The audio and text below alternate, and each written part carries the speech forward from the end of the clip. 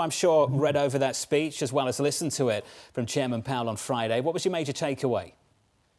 Well, I would say that he has opened the door for a rate cut in September. He's still referring to the policy rate right now as restrictive. That may be debated, but the fact is that's what he's saying. There's an increasing concern about employment, especially with the changes in immigration and so forth, that they're focusing now on the possibility that the unemployment rate now, if it went up, if people began to be laid off, the unemployment rate would go higher. That has them nervous. So that's why I think he opened it up. Thomas, just on employment, could you give us your impression of how things are developing? The chairman called it curious, and it is curious what's happening here. We've had a step down in both supply and demand. How much weight should you put on one versus the other? Well, I think he's got a point. And I think part of the reason at the conference that they had the conference was about labor.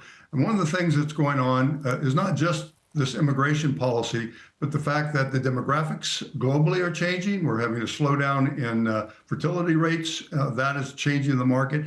And then talking to some of the labor economists at that conference, they're saying that, the real increase on a monthly rate, if it were to be 40 or 50,000, that wouldn't necessarily be a particularly bad outcome given the changes in the dynamics in that labor market. So yes, it is curious, but it's also reflecting real change going on globally in the structural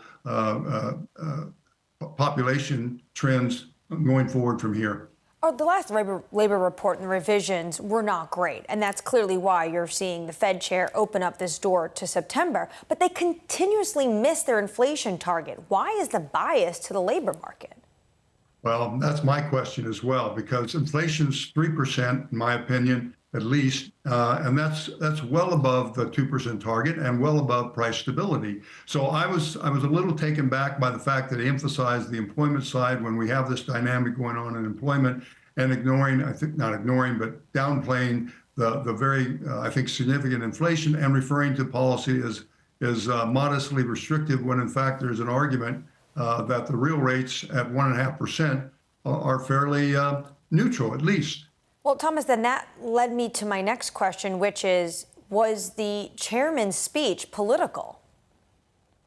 Well, everyone thinks not. I would know, only he would know inside. But I mean, there's a strong support, the fact that he's staying independent, that he made very clear they're going to keep price stability as an important goal.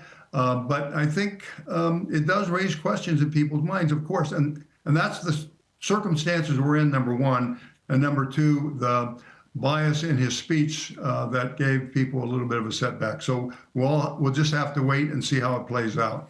Jonathan and I were talking earlier in the program how basically this is Chris Waller's view of the world. It was almost like Governor Waller wrote this speech. Do you think this is actually how Powell feels, or do you think that he is forming consensus amongst his colleagues?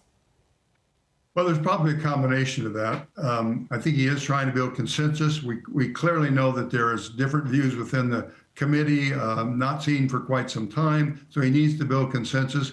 But I still would think that in those circumstances, even he would want to play it more neutral in his speech. But I think there is a lot of pressure coming from both Chris Waller and Mickey Bowman on that, and he's aware of that. So he has to walk this tightrope, as you will, as he approaches September. And I think he'll be looking very carefully, and I think other members of the committee will be looking very carefully at the inflation numbers that come out next, and watching the employment numbers very carefully, because that will, I think, tip it one way or the other if they are out of line with expectations. So at the end of the day, Thomas, once again, is this just a Fed that's data dependent? We have PCE this Friday, one more jobs report, and obviously one more CPI report before they meet.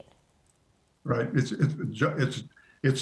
data dependent, number one. And there is, look, let's face it, there's an enormous amount of pressure on the Fed from the administration right now. That cannot be ignored. In fact, even the presidents are talking about being put at risk right now because their reappointments come up next year. If you do get a takeover of the board, how will that play out? So there's an enormous amount of pressure on the Fed right now that cannot be ignored. And I think the public has to be aware of that, and certainly policymakers have to be aware of that right now. Thomas, are you yourself worried about Fed independence?